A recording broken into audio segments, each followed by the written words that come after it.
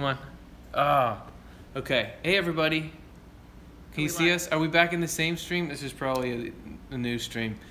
So I think we're learning some things here. Hey, it's great to see you guys too. We can't rotate the phone because the orientation is locked. I feel like, apart from even spiritual things, the thing I'm really learning here is that we don't. I don't know if it was kind of like fun doing this. It's kind of like fun doing this on the phone, but it seems like it's just not possible because we lost our stream and now we're streaming again. And so this says, wait, we're going to answer some questions anyway. Yeah. And this one says, I'm a little confused on Swedenborg's views on marriage and divorce and remarriage in this life. Is remarriage discouraged, and what effect will that have in the afterlife?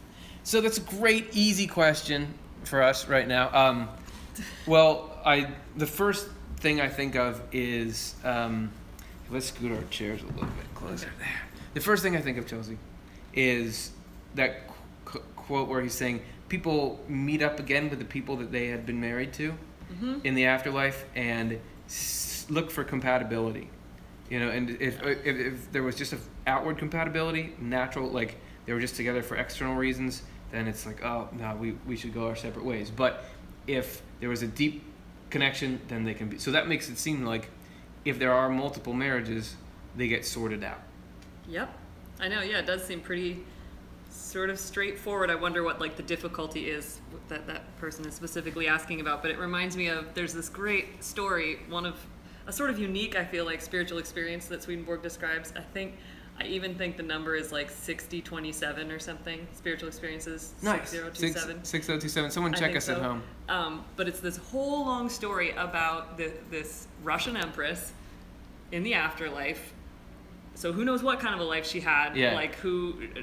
But then having many suitors in the spiritual world, and then finally meeting somebody who she did know in the world, but she didn't recognize in the afterlife, but then they're brought together. It's like this whole wild love story. Yes. Yeah, about oh yes, I totally remember reading that. This Russian empress and Count de la Gardie. So like these are these people who, you know, like are living in royalty or nobility in Swedenborg's day, like they were contemporaries of Swedenborg, and he's witnessing their process in the spiritual world. So it's an interesting one as an example, like, you know, oddly detailed. That people might be interested in reading. Just sort of a soap opera, example. Like a soap opera vibe. Everyone, if you're just tuning in and wonder why the camera work is so horrible, it's a long story, but which book is the story about the princess? Spiritual Experiences, I think, 6027. Yes. Swedenborg's Journal of Spiritual Experiences. Camera work is horrible because we lost our live stream and then we had to quickly put up a new one, and it says, hey, the device is locked in it this way, you can't rotate it. And it's a lot going on. Oh, so I want to refresh this. Where did our it's hanging down here. It's because then we can see our comments here. Oh, nice. So hey, yes, we are back, and I think this is also like an experiment in how much are you guys willing to tolerate from a technological standpoint. It can only get better. You know? Oh, here it is, new. Yeah. This is us. Oh, there we are. Okay, so. Yeah, Spiritual Experiences. Yes. 6027. Matthew Bush says, finally found you. There's a lot of people still on the old chat. Yes. Oh. Thanks, Ellie, for tolerating. So what I'm going to try to do is figure out a scenario in which this phone can just sit right here. Nice. And we can kind of go like this, you know? That's good.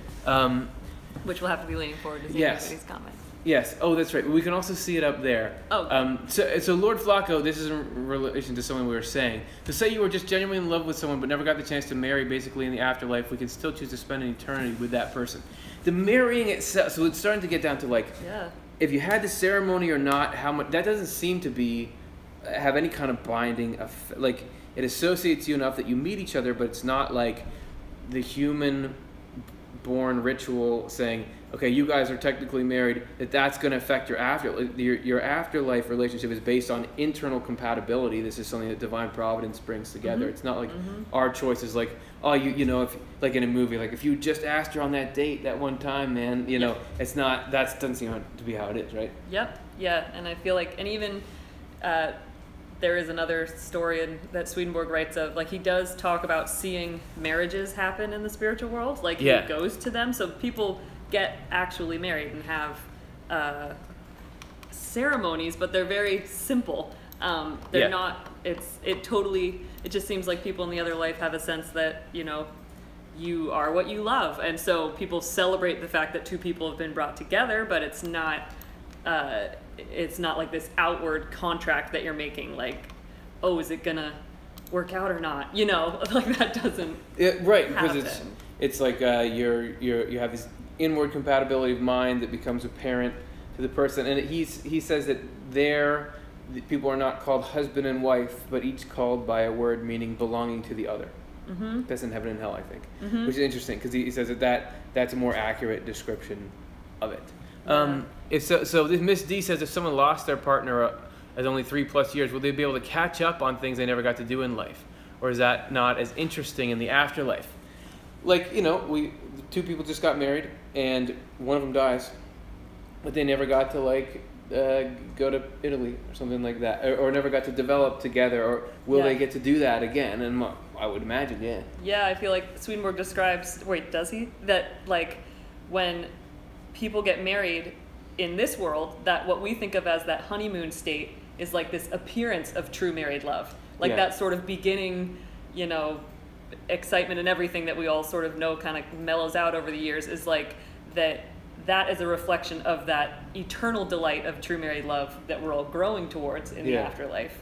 So I think you would get that sort of, those feelings again, you know, if you sort of missed out on that. But even in terms of like having kids, Swedenborg describes that people don't physically, I mean, obviously they don't reproduce in the spiritual world, but you can take care of babies. There's some sort of like, that's right, taking with infants that pass on to the other world. Like, so there is that, I would imagine, could have a fairly similar life, if that's the thing that the person is asking about. Yeah, I forgot about that. Like, we never got to have kids together. I was thinking of where he says, you don't have kids, you instead procreate what is good and true. But that's a great point, that no, there all the time there are infants coming from this world who need to be raised. So you could probably do this similar kind of thing, having a family. Yeah, or even it'd be interesting. I wonder what that would be like, to be the guardian angels of infants on Earth together, you know, with your married partner or something in the other life. It's got that whatever you do here, like the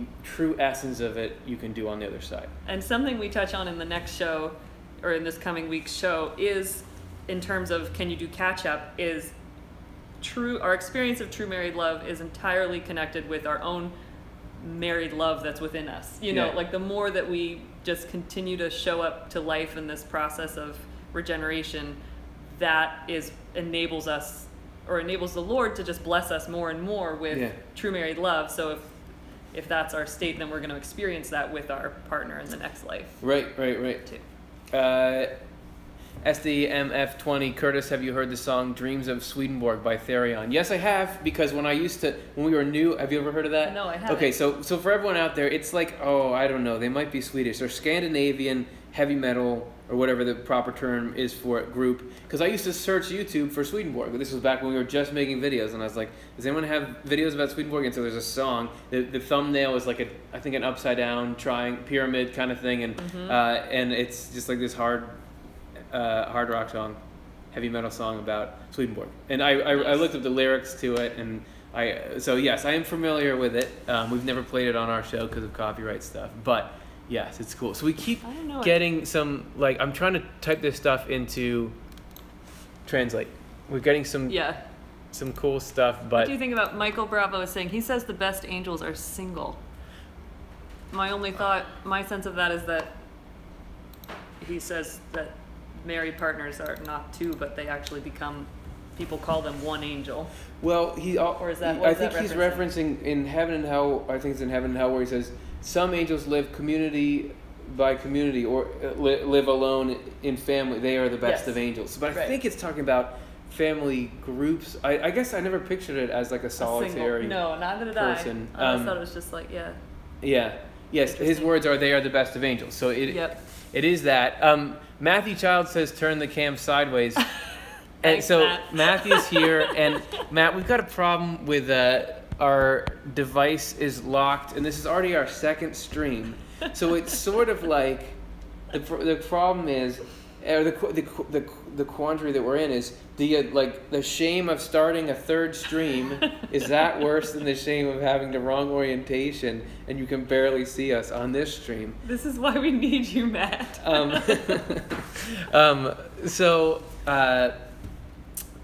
Anyway, so Matt, thanks for watching. Fair. Yeah. So Matt says fair. Thanks, Matt. So Michael Bravo says, doesn't he say marriage is the foundation of heaven? And he does. And often when we're talking about marriage as foundation of heaven, it's a little confusing because he certainly talks about the importance of that relationship, right, and the commitment there, and the love that's shared being this. But also, conjugal love is the fundamental love of all other loves, which is it's the joining of love and wisdom inside of a person. Gets a little holographic when you get there. So, but he does seem to say that if you want to get to the center of heaven, it often has to do with partnerships.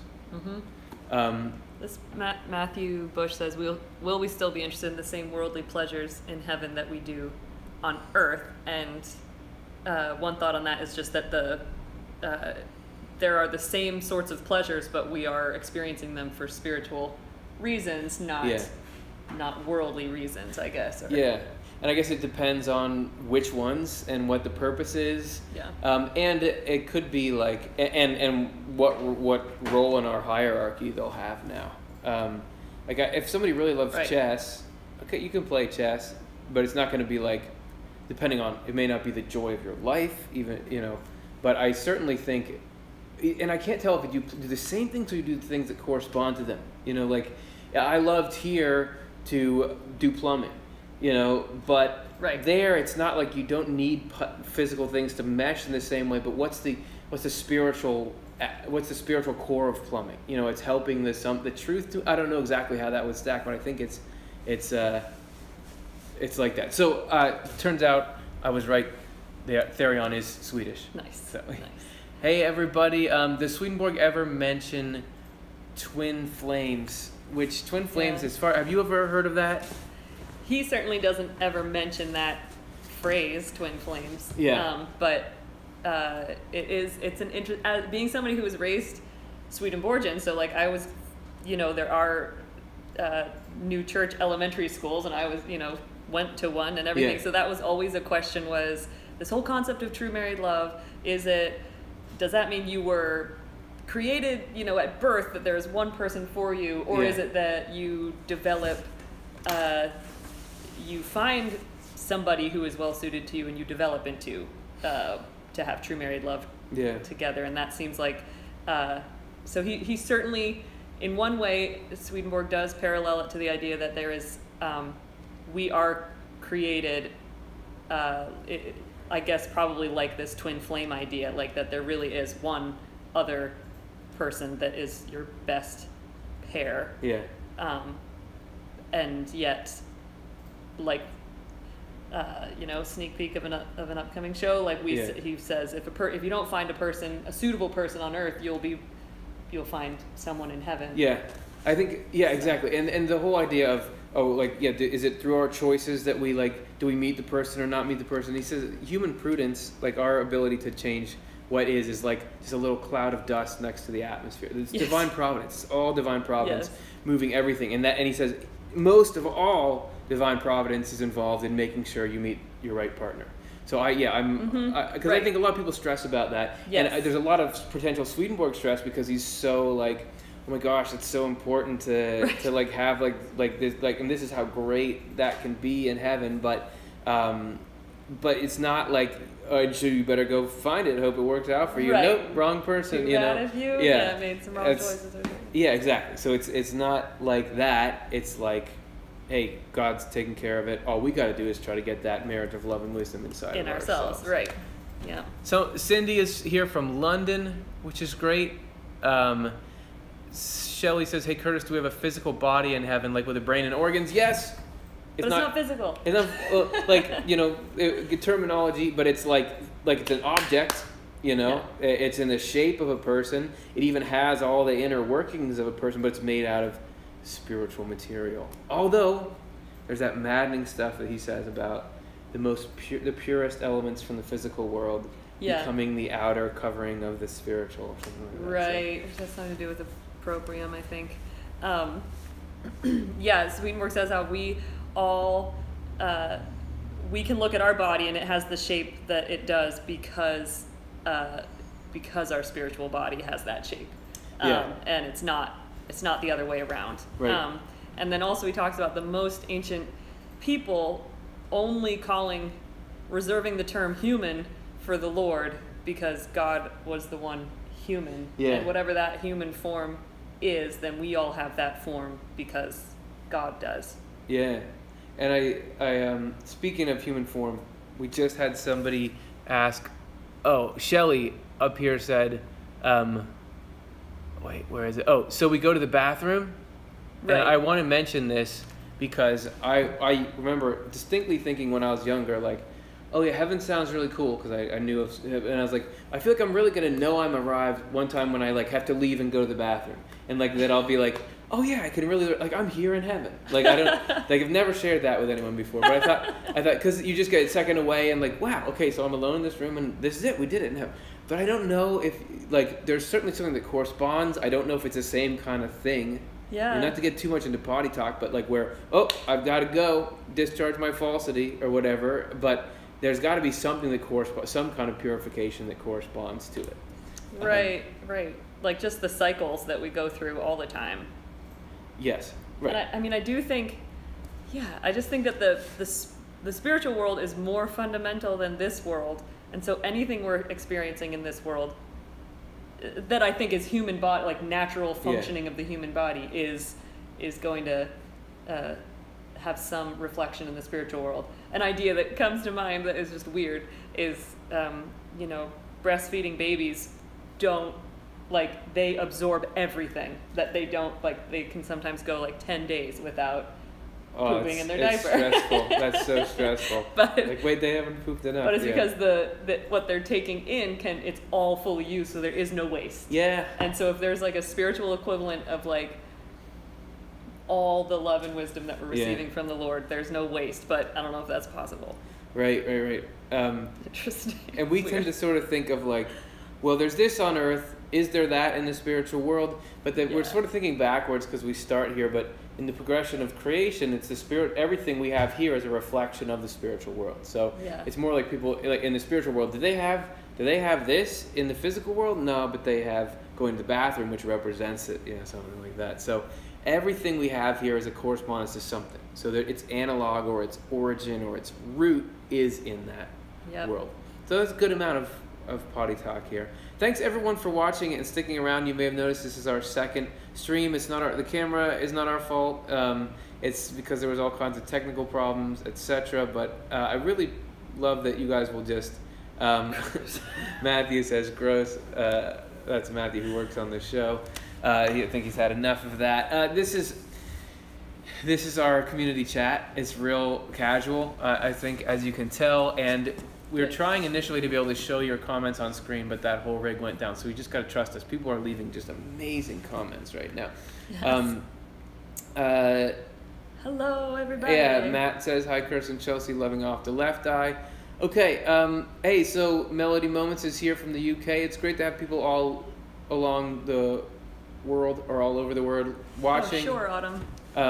One more, sure. Like one more question? Like a question? If you guys have questions, we're not leaving yet. Now is the time. Louise Blackman says, you guys often produce the perfect show just when it is needed. I'm glad that it feels like that. That's got to be Providence, right? Like because the way that our shows actually get out is can we do this one? No, oops, we got to flip it with this one. Now should we do this? There's just a lot of like practicality in it, but I think and so often responding to comments, it's like we've just started working on a show, and then people start asking that question, and I'm like, oh well, on Monday, that's what we're talking about. Yeah, that's crazy. So. And we'll just in this chat, man, everyone's asking about the stuff that's going to come up on next week's thing. Is life fair? Cool. Life isn't fair.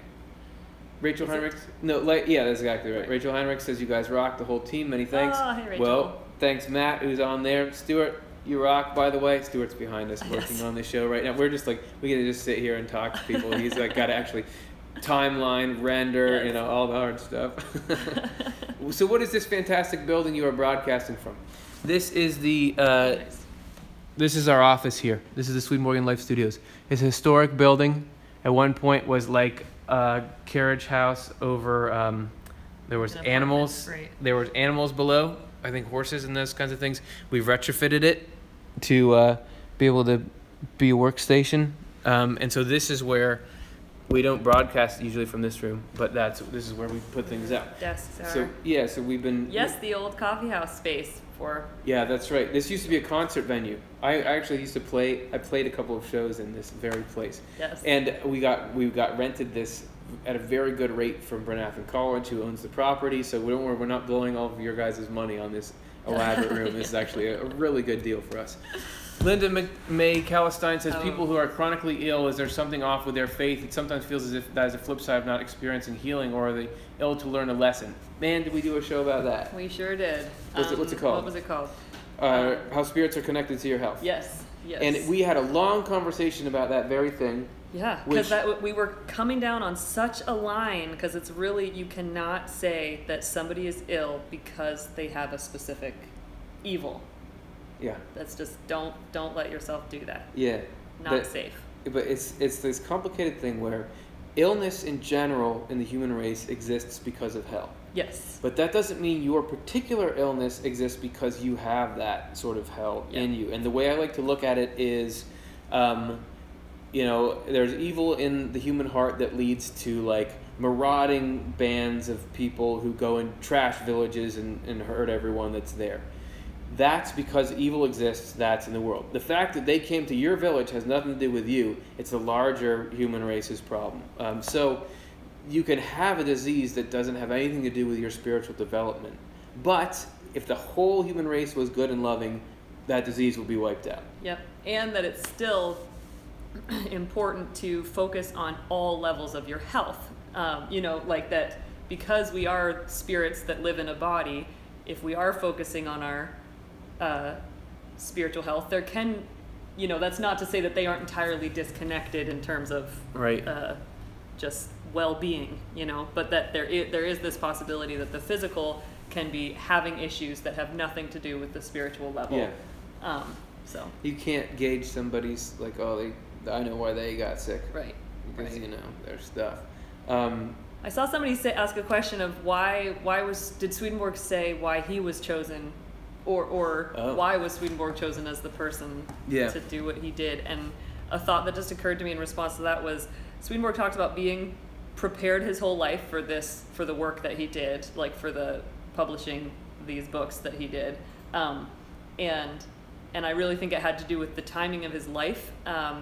In terms of that was the right time zone. So I think, of course, it was probably provided by the Lord, and known in providence that would be so. But that he doesn't say exactly, but he does talk about feeling prepared, that everything that he focused on in his life led him to be sort of what he could do for writing these books. And he was like equipped with the skill set to be able to accomplish the books. That he already knew how to write well. He already had all these intellectual concepts in his head that could be filled in with spiritual concepts. That his knowledge of it's not like it wasn't just done by automatic download. Like God could just take anybody and stick all this information. He had to have the earthly receptors. He had to understand things about human anatomy already to really get the concept of the spiritual kind of grand human, And it seems like he had the right receptors to really understand these concepts and communicate them.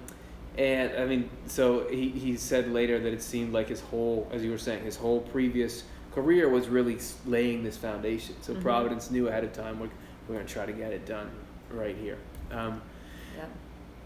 Gary Jennis says, what about karma? And we did address karma at length in our show that's called Do We Reincarnate?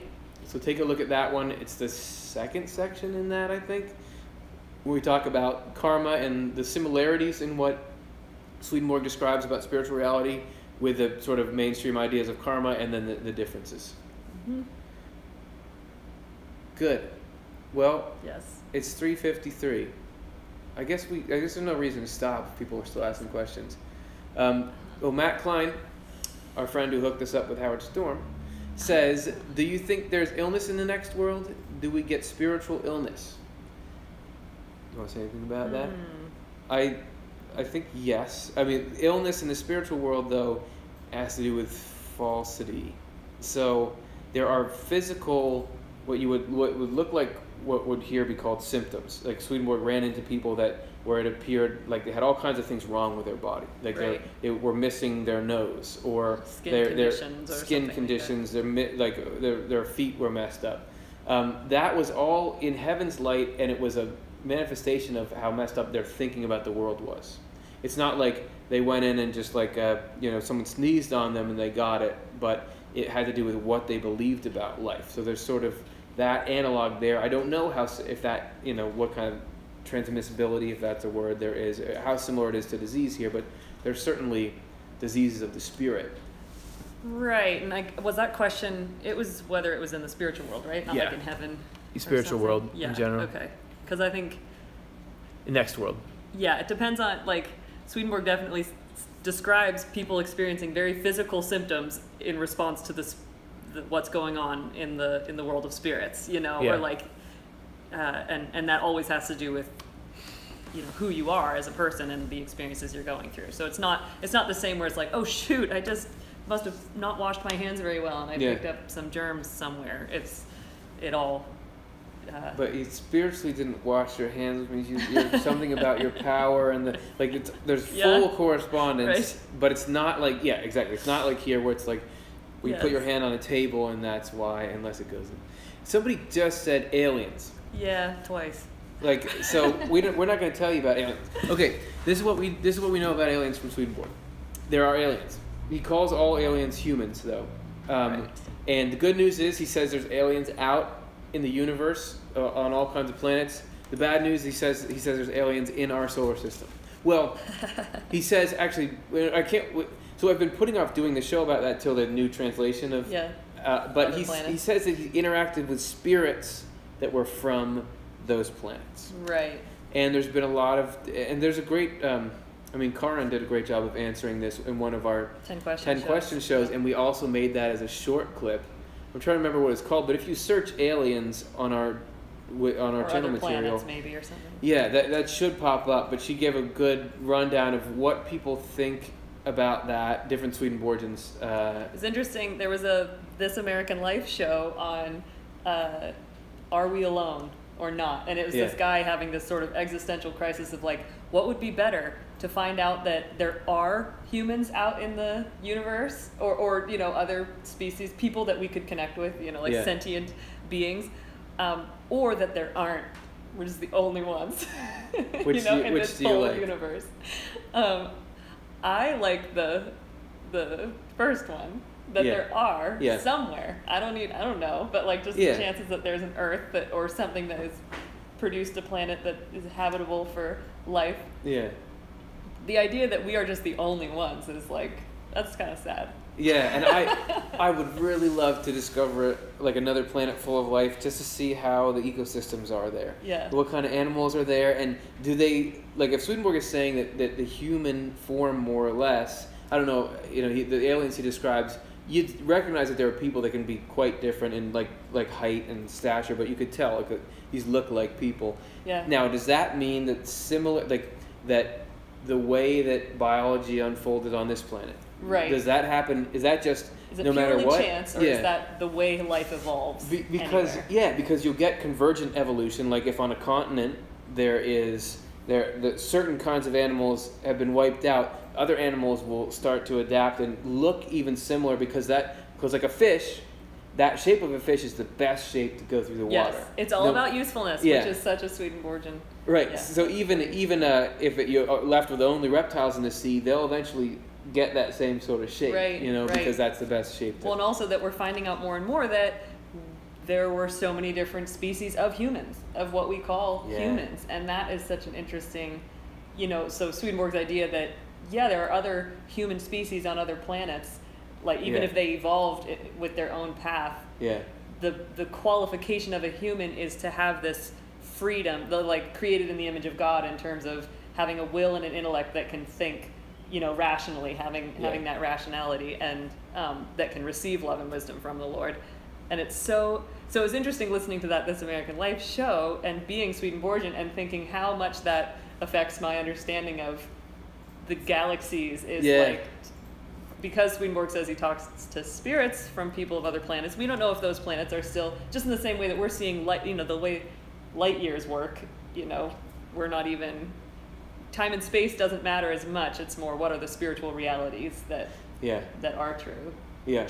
And if there are aliens, I want to meet them. Like, I think they should show up soon. Like it'd be fun. I know, it'd be nice. It'd be like fun to like get to live the Star Wars thing.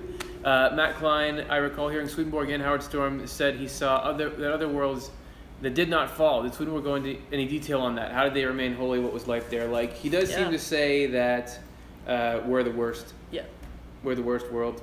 Most outwardly focused. Although he does describe some really bad people on other planets, but in general, and that the system is less corrupted or something, like the ability to recognize disorder when it arises and deal with it. Yeah. Is more intact. And that status is really poorly run. Earth got us the privilege of Jesus Christ, because one of the reasons Jesus was born here is because one was that we could record it and document it, but the other is that we were in such need of help here. So there's certainly idyllic sounding societies and worlds that he describes, where people are living in what you might call sort of an ideal state with nature, where they make homes out of trees that are grown, living trees that are grown into structures, and people who live very in tune with the land and live simply in small family groups that doesn't seem to have to band together into larger groups to avoid being taken over. So there's certainly, it seems like, if you imagined what life would be perfect on this world, there seems to be some people live in that dream. Yep.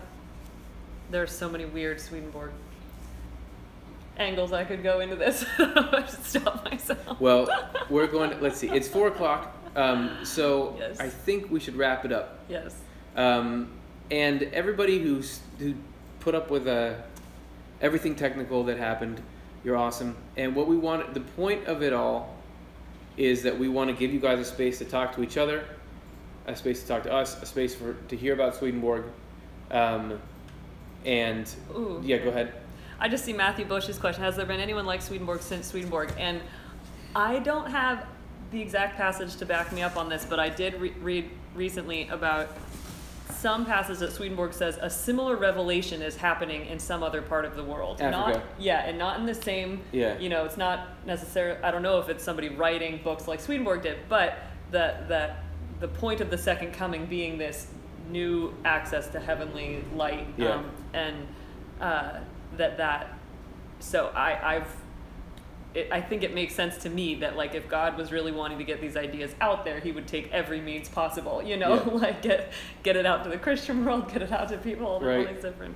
And are there pieces of it showing up everywhere? Are human rights a piece of it? Are sort of this new ecumenical, let's all let the religions get along, is that a part of it? Is it even independent? So what I don't know is, what role does Swedenborg play? Is it that Swedenborg's going to get really famous, or is it that those concepts are going to leak through in all these different places and come together and just be how people live? Yeah. The answer is nobody knows until it happens, or is it already happening, or did it already happen, or what? So that's what I have to say. It's happening. Yeah. Everyone, thank you so much for watching and for taking the time to hang. And we're going to try to be doing this on a regular basis and be doing it better. Make it more watchable. If you're watching in post, thank you for getting through this far. If you're watching here, thanks for contributing and being a part of it. We'll see you guys. We're gonna have a new show dropping on Monday. So Thanks, Chelsea. Thanks, Curtis. Thanks, Stuart. Is he back there still? Goodbye, Stuart. Thanks very much. All right, guys. Talk to you later.